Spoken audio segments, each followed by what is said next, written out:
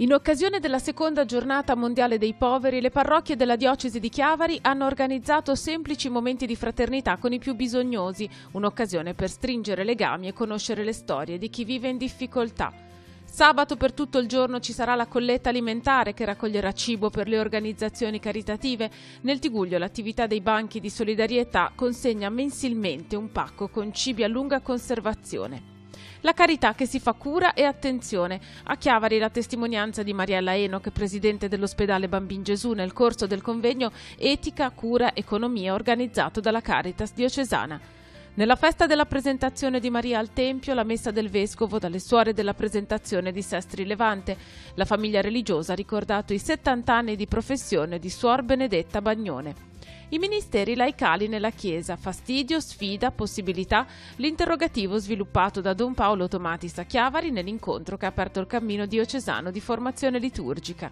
E per gli animatori della liturgia nel canto e nella musica, sabato in cattedrale l'incontro degli istituti di musica diocesani della Liguria, con il concerto e la messa nella memoria di Santa Cecilia.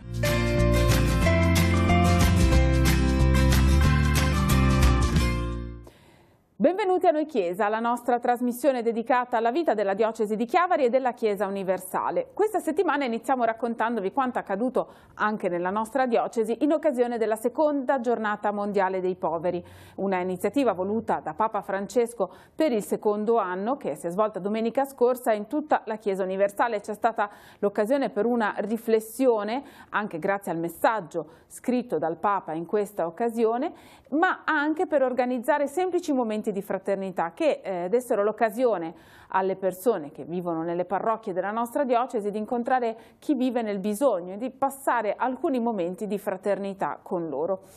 Sono stati diversi i pranzi che sono stati organizzati nelle parrocchie della nostra diocesi. Vi raccontiamo quello che abbiamo documentato con le nostre telecamere.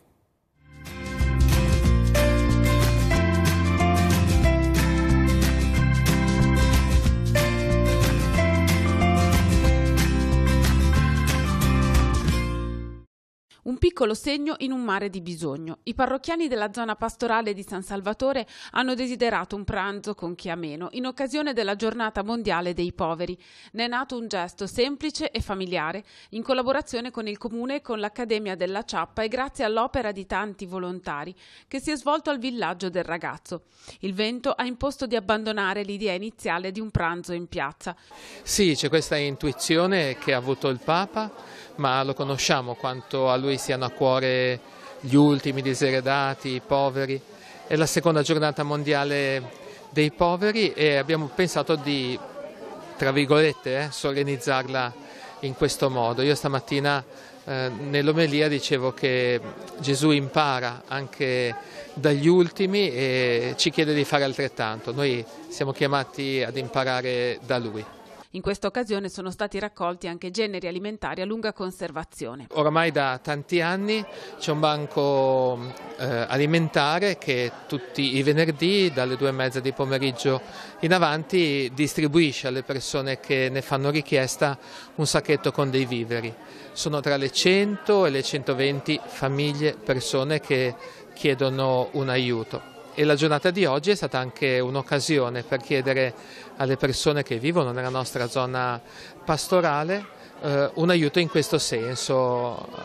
Entrando al villaggio sulla destra dove c'è la cappellina, se poi non so se avete fatto qualche ripresa o la farete dopo, vedrete che le persone hanno portato davvero tanti alimentari, quelli di cui avevamo bisogno: il latte per i bambini, la farina, lo zucchero, la pasta, lo scatolame. Siamo contenti. Ecco, questa solidarietà può essere fatta anche durante le settimane. Com'è l'organizzazione? Uno che volesse donare qualcosa? Uno che vuole donare qualcosa lo può fare, può semplicemente arrivare anche, forse la cosa più semplice qui al villaggio, e lasciare un sacchetto con dei generi alimentari di prima necessità per il banco alimentare proprio, anzi noi vi invitiamo a farlo. Noi condividiamo molto volentieri con la parrocchia e anche con il sostegno del Comune, vogliamo essere di gratificazione un attimino, se si può, se siamo capaci. Oggi più che mai serve questa integrazione, hai citato comune, l'associazione, le parrocchie. Oggi più che mai cerchiamo di dare un raggio di sole anche noi a questa bellissima giornata che ringraziamo il Papa che l'ha indetta. A Santa Margherita un'iniziativa analoga è stata organizzata per il secondo anno dalle parrocchie cittadine nei locali di casa Monsignor Solimano. Questa idea è nata l'anno scorso per la prima giornata del povero alla quale ci ha invitato il Papa ed è stata un'esperienza bella. L'anno scorso abbiamo pensato di ripeterla, anzi cercando di allargarla il più possibile anche ai volontari che fanno i diversi servizi nella città. Ecco, qui a Santa Margherita ci sono diversi appunto servizi a sostegno di chi ha più bisogno. Quali sono i principali? Allora, in particolare, a parte il centro d'ascolto che è quello diciamo più antico storicamente, poi c'è Pane Nostro sì, Pane Nostro dove distribuiscono il cibo tutti i giorni. Ecco, la distribuzione delle eccedenze ma anche non eccedenze, quello che raccogliamo anche durante l'anno. Poi c'è l'attività del banco alimentare che sostiene. Il banco di solidarietà, sì, anche quello in collaborazione. L'esperienza di Camere Sunem, dove veramente c'è proprio concretamente lo stare insieme, passare la serata, la notte e poi dopo la colazione ritornano purtroppo per strada. Secondo me la cosa fondamentale è la relazione con le persone, cosa che si riesce a fare creando alcuni momenti particolari. Le persone più bisognose sono state invitate proprio col passaparola oggi? Sì, col passaparola nei diversi servizi, anche alla mensa. È stato detto alla mensa di venire, infatti vengono anche i frati cappuccini e i nostri parroci della città e tutti quelli che siamo riusciti ad avvisare, ecco. Parecchi volontari, in maniera proprio che è l'occasione per condividere anche questo momento così intimo, ecco, del pranzo insieme. Quante persone hanno dato una mano oggi per il pranzo?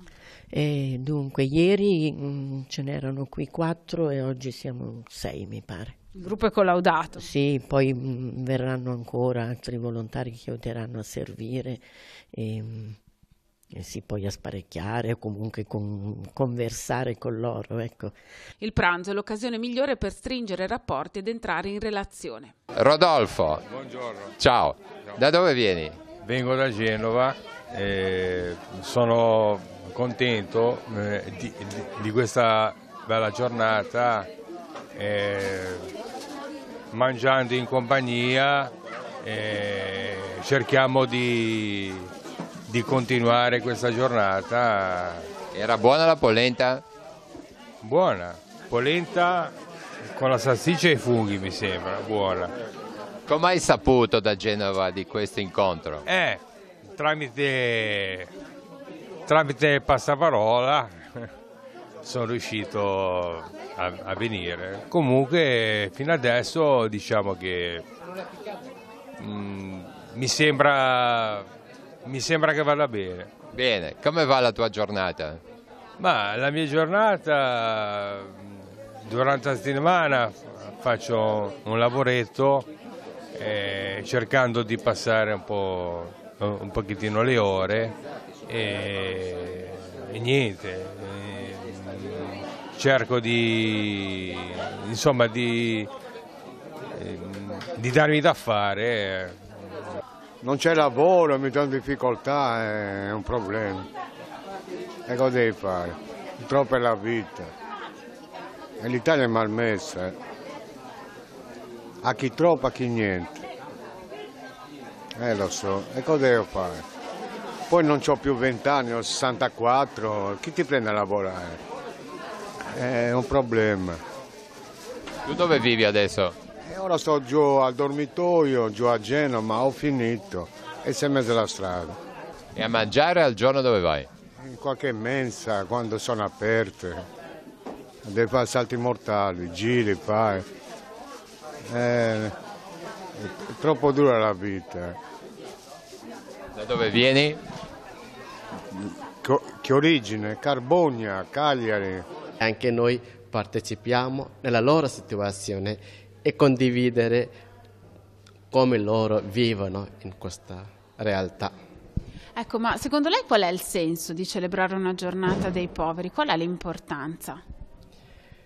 E l'importanza nel senso che sì, il Papa ha già designato questa data, un giorno per i poveri, e ricordare e vivere la loro vita nel nostro ambiente, no? Ognuno deve conoscere che anche Gesù è nato nella povertà e il Re è nato nella povertà. Può nascere, no? In un palazzo, ma non è nato in un palazzo, ma dove vivono gli animali. E vuol dire che ognuno deve conoscere la situazione di un povero. E a pochi giorni dalla giornata mondiale dei poveri si svolgerà in tutta Italia la colletta alimentare, una iniziativa organizzata in tutto il territorio nazionale dal Banco Alimentare che nel nostro Tigullio vedrà impegnati tantissimi volontari distribuiti in 92 supermercati. La modalità è semplicissima, basterà recarsi in uno di questi supermercati e oltre a fare la propria spesa acquistare prodotti a lunga conservazione per chi ha più bisogno. Questi prodotti poi verranno redistribuiti ad enti e associazioni caritative sul nostro territorio. Vediamo.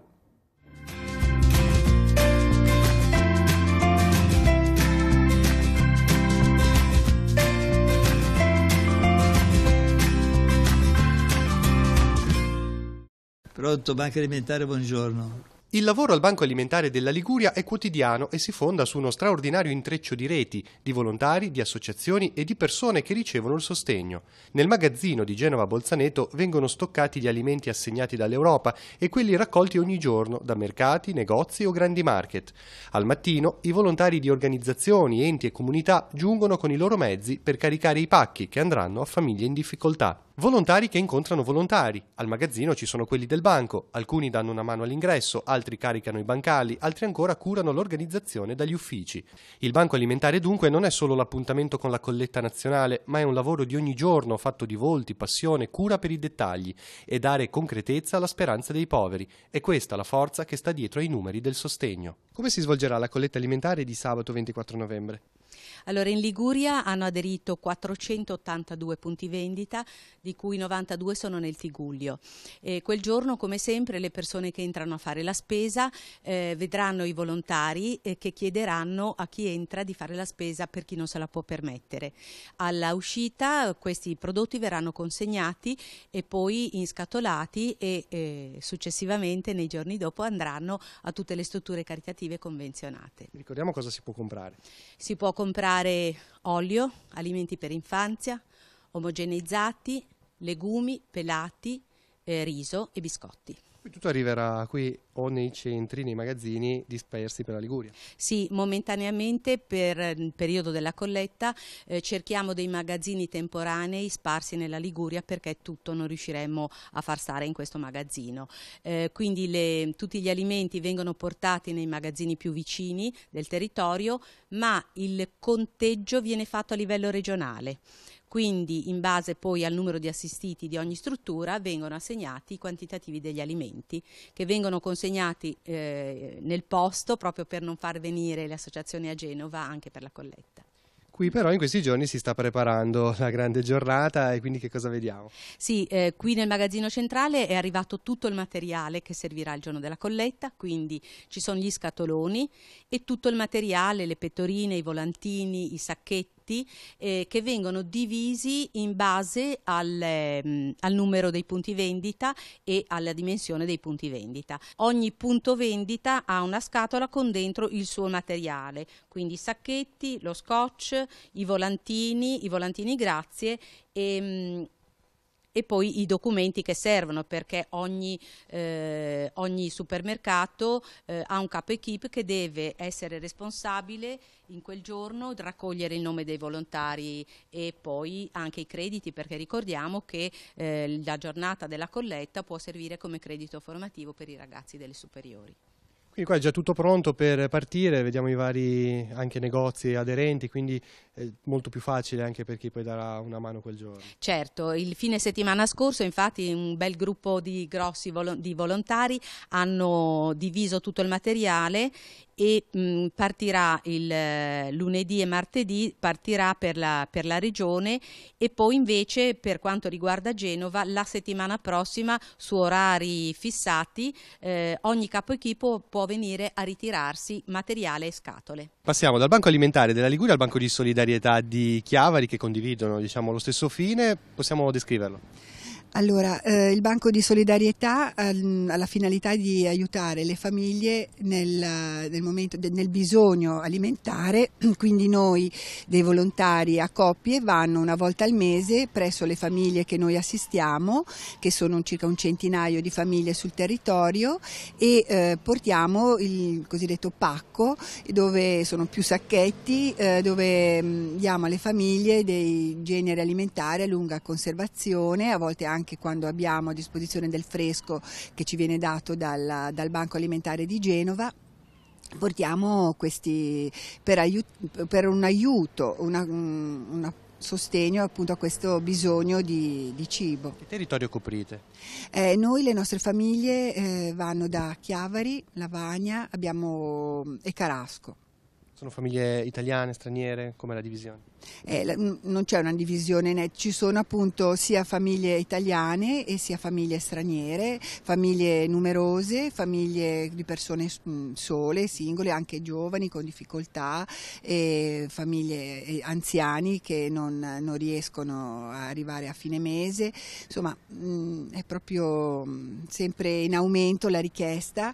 Però appunto noi come associazione abbiamo deciso, per il momento almeno, di limitare il numero degli assistiti proprio per poter dare loro un maggior aiuto proprio nel pacco, maggior quantità di cibo, perché questo serva effettivamente almeno per tutto il mese. Qual è questa quantità, si può dire? Sì, noi diamo all'incirca fino all'anno scorso sui 16 tonnellate di cibo durante l'anno in questi pacchi. Il nostro desiderio è quest'anno di raggiungere anche le 20 tonnellate di cibo, che ci viene dato appunto in grossa quantità. Questo aiuto viene fornito a noi dal Banco Alimentare di Genova e poi dalle nostre raccolte che facciamo mensilmente in un supermercato della zona. Il grosso che ci arriva dal Banco Alimentare è appunto il risultato anche della colletta, però poi noi ogni mese andiamo al banco e lì ci viene dato un quantitativo che, come dire, ci tocca, ecco, a noi in base al nostro numero di iscritti.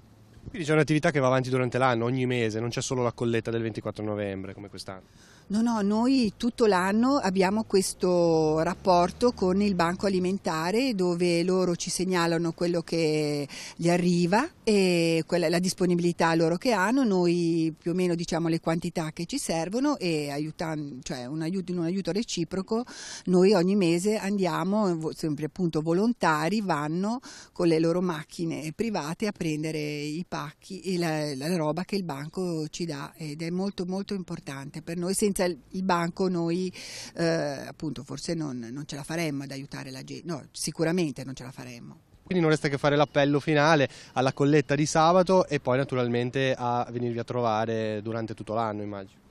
Sì, ecco, noi appunto invitiamo la gente, capisco che è un continuo chiedere, però effettivamente il bisogno è tanto, uno può anche dare anche poco, in tutte le cose l'importante è il cuore, come si dà, e veramente tutti insieme si può costruire un mondo migliore, ecco. Con la coscienza che non risolviamo, non elimineremo il bisogno del povero sulla faccia della terra, ma il fatto di non sentirsi soli è una grande grazia, ecco. E continuiamo a parlare di carità, lo facciamo attraverso la testimonianza di Mariella Eno, che recentemente è stata ospite, la presidente dell'ospedale Bambin Gesù di Roma, del convegno organizzato dalla Caritas diocesana sul tema etica, cura, economia. È stata l'occasione appunto per ascoltare le sue parole, vediamo.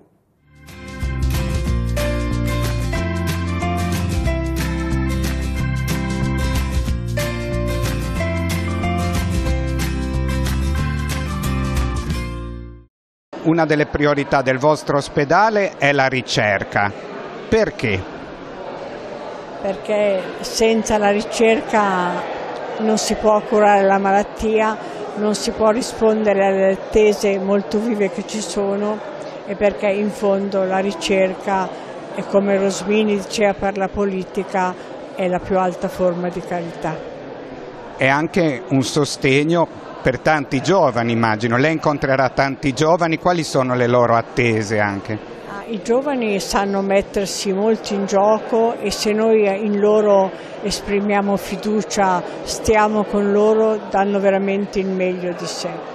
I giovani hanno bisogno di essere stimati, di credere in loro, non di essere vecceggiati, coccolati, di continuare a dire non c'è lavoro, perché i giovani se lo sanno anche inventare il lavoro, sono molto bravi. Purtroppo molte famiglie sono ancora restie per mettere ai giovani esperienze diverse e un po' li costringono a una strada nella quale i giovani d'oggi non riescono più a credere e a percorrere. Lei ha detto anche un valore del vostro ospedale, la relazione. Ecco, come si sviluppa questo? A volte magari negli ospedali non sembra che ci si faccia molto caso. Perché alla fine si cura la malattia e non la persona. Allora si dice molto mettere al centro la persona, in verità si finisce col curare la malattia, una parte di malattia, la gamba destra o la gamba sinistra, ma la persona non la si vede, e la persona ha bisogno invece di relazione. Per i bambini ne ha un particolare bisogno la famiglia, ed è non tanto un raccontare le cose quanto ascoltare, condividere e fare dei percorsi insieme. Un'ultima domanda personale: com'è nata questa vocazione a fare la manager, possiamo dire? Io in realtà ho studiato medicina perché il mio sogno era di andare in Africa a fare il medico. Quando ho capito che non lo potevo fare, non mi è piaciuto più fare il medico. Allora ho deciso di dedicarmi invece che al contenuto al contenitore, e quindi ho fatto il manager da subito. E poi addirittura, quando forse pensava un po' di ritirarsi, l'ha chiamata all'ospedale del Papa. Come l'ha presa? Non bene, devo dire, perché non avevo proprio voglia, non mi sentivo di prendermi ancora una responsabilità così grande. Quindi per 2 mesi ho detto al segretario di Stato, al cardinale Parolin, no, e poi devo dire che un intervento mi ha fatto dire di sì. Adesso sono anche contenta di aver detto di sì, però non posso negare che insomma la fatica la sento. Ora andiamo a Sestri Levante, dove le suore della Presentazione hanno celebrato la festa della presentazione di Maria al Tempio. In questa occasione hanno ricevuto la visita di Monsignor Alberto Tanasini, che ha celebrato l'Eucarestia.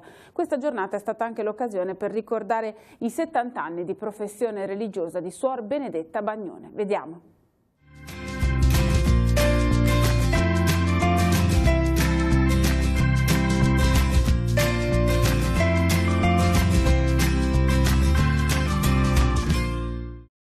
Maria ha dedicato la sua vita a compiere la volontà del Padre. È il cuore della festa della presentazione della Vergine al Tempio, sottolineato dal Vescovo nella messa presieduta stamani all'Istituto di Via dell'Educandato. Una dedizione totale a Dio, ha spiegato, che oggi gli uomini sono chiamati ad imitare. Da una parte l'impegno a seguire la volontà del Signore, che è sempre per il bene assoluto, dall'altra pensare alla propria vita come una vocazione. Pensiamo normalmente alla vocazione a uno stato di vita particolare. La vocazione al sacerdozio, la vocazione alla vita consacrata. No, noi dobbiamo invece pensare che la vita di tutti noi è rispondere a Dio che ci chiama a vivere l'amore secondo il suo progetto. È vocazione ogni impostazione di vita. Vivere la vocazione vuol dire fare in modo che la nostra vita non sia semplicemente organizzata o progettata da noi, ma in un dialogo continuo con il Padre che sta nei cieli. Provate a fare in modo che la vostra vita diventi un dialogo con il Signore. Signore, che cosa vuoi che io faccia? Qual è la tua volontà? Dove mi conduci? Aiutare anche i nostri giovani a scoprire la grandezza di questo dialogo e avere la gioia di rispondere a un padre che per te ha sempre pensieri di gioia e non di afflizione, è davvero fonte di una vita beata, di una vita serena. Durante la celebrazione il pensiero è andato a Suor Giuditta Perdighe, scomparsa pochi giorni fa, e alla 93enne Suor Benedetta Bagnone, che proprio oggi festeggia 70 anni di professione religiosa.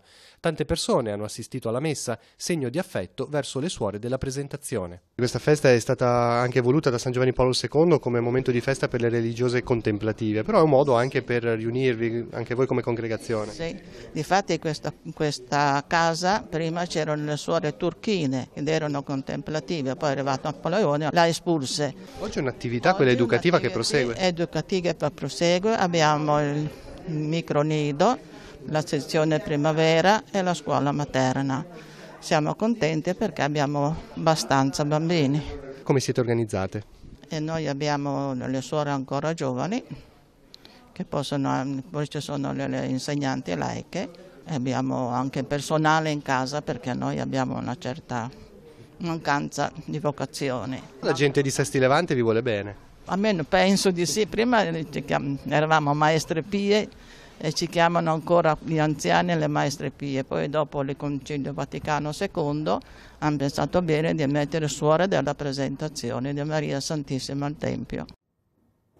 È iniziato nella nostra diocesi il cammino di formazione liturgica, un percorso che sarà molto articolato, sarà suddiviso in cammini di formazione destinati ai vari ministeri laicali e in incontri che si terranno nei territori dei vicariati della nostra diocesi. In particolare però per iniziare questo percorso c'è stato un primo incontro a livello diocesano sul tema dei ministeri laicali che ha visto come protagonista Don Paolo Tomatis, direttore dell'ufficio liturgico della diocesi di Torino. È stata l'occasione per approfondire il ruolo dei ministeri laicali nella Chiesa. Lo ascoltiamo ai nostri microfoni.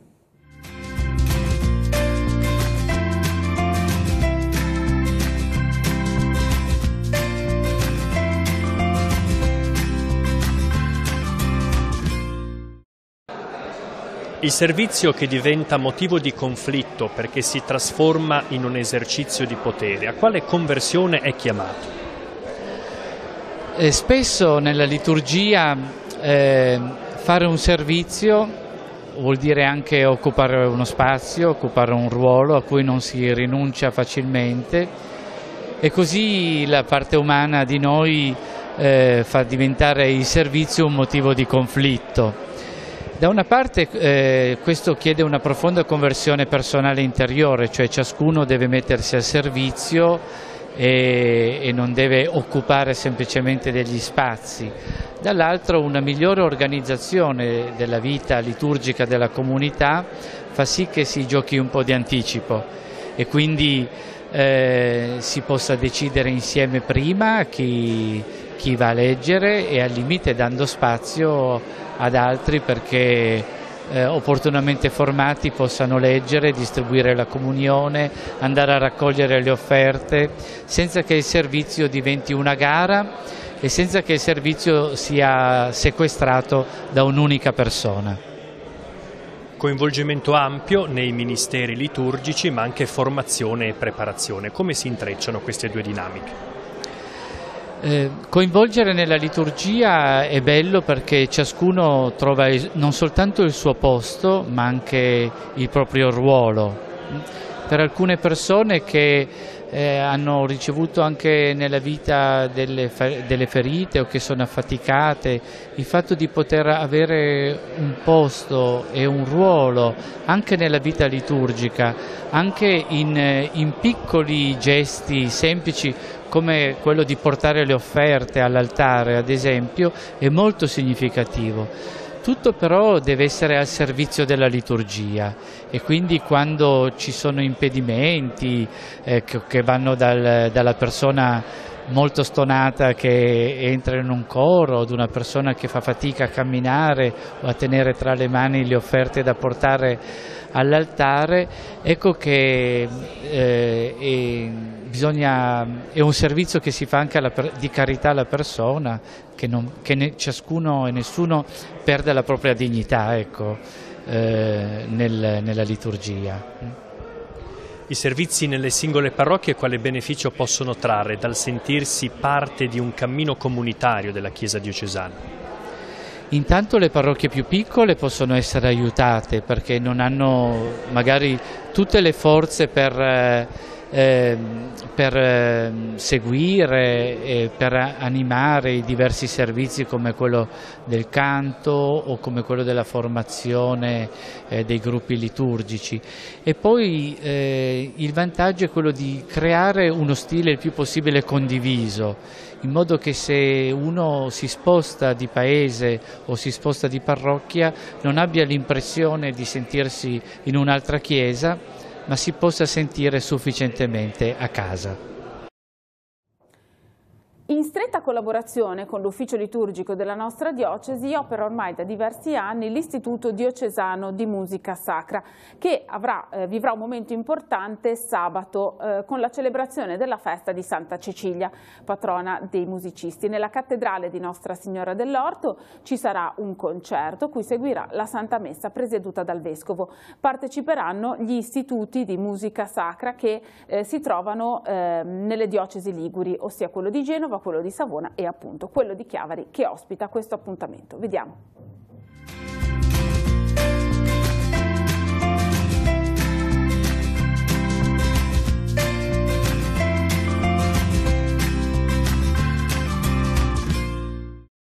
In occasione della festa di Santa Cecilia, patrona della musica e dei musicisti, a Chiavari per la terza volta si incontreranno le scuole di musica diocesane. Che momento sarà? Beh, è un momento intanto di amicizia e di festa, perché ormai i tre istituti sono entrati proprio in rete fra di loro, c'è una grande collaborazione, c'è una grande unità di intenti proprio nella formazione della musica, nella formazione dei collaboratori delle parrocchie che si dedicano proprio al Ministero del Canto. Sabato appuntamento in cattedrale per un concerto, che cosa verrà eseguita? Allora alle 16:15 in cattedrale ci sarà questo momento in cui gli allievi delle classi di organo dei tre istituti proporranno musica da Bach fino agli autori romantici, quindi insomma ce n'è un po' per tutti i gusti. Quanti saranno i musicisti che si esibiranno? Sono in tutto 13 e provengono dai tre istituti diocesani che in questo momento si radunano, quindi Chiavari, Genova e Savona. Al termine seguirà una Santa Messa presieduta dal Vescovo proprio per celebrare Santa Cecilia. Sì, è sempre un momento di carattere diocesano, quindi la messa è aperta naturalmente a tutti gli operatori del canto, a tutti gli animatori della nostra diocesi, non è un momento solo per noi, ma è proprio un momento diocesano, ecco. Una figura che assume sempre più importanza, quella dell'animatore liturgico all'interno delle parrocchie e non solo. Non solo è importante, ma è molto importante anche la sua formazione, per quello che l'istituto si dà da fare ormai da 51 anni e con la collaborazione, dando la propria collaborazione all'ufficio liturgico. Siamo agli appuntamenti, iniziamo con il corso di formazione per gli insegnanti. Sabato mattina alle 10 nei locali di Casa Marchesani a Chiavari Rita Pellegrini affronterà il tema l'annuncio del Vangelo. Nella comunità di Santa Maria a Campodinè in Val Graveglia domenica sarà celebrata la giornata del ringraziamento organizzata da Coldiretti. Nell'occasione si svolgerà anche il raduno diocesano dei campanari. Alle 11:15 la Santa Messa celebrata dal parroco Don Andrea Buffoli. Ora ci occupiamo anche della festa di Santa Caterina che sarà celebrata dalla confraternita di Santa Caterina a Sestri Levante nella chiesa di San Pietro in Vincoli. Domenica mattina alle 9:30 la Santa Messa sarà presieduta da Monsignor Alberto Maria Careggio. Nel pomeriggio alle 16 la processione per le vie del centro storico. Lunedì 26 novembre, sempre nella chiesa di San Pietro in Vincoli, alle 17:30 la Santa Messa in suffragio dei confratelli e delle consorelle defunti. In preparazione alla festa ricordiamo che anche sabato pomeriggio alle 17:30 si terrà la recita del Rosario, la liturgia della parola e l'adorazione eucaristica. Domenica si terrà la 41esima convocazione regionale dei gruppi e delle comunità del rinnovamento nello Spirito Santo della Liguria. L'appuntamento è alle 9:30 all'Hotel Tower Genova Airport. Il tema è: tutti i credenti stavano insieme e avevano ogni cosa in comune. Alla convocazione interverranno il cardinale Angelo Bagnasco, Monsignor Guido Marini, maestro delle celebrazioni liturgiche pontificie, Don Guido Maria Pietro Grande, consigliere spirituale nazionale del rinnovamento, e Marcella Reni, membro del Comitato Nazionale di Servizio del Rinnovamento nello Spirito Santo. Terminiamo così il nostro appuntamento settimanale con Noi Chiesa. Grazie per averci seguito e buon proseguimento di serata.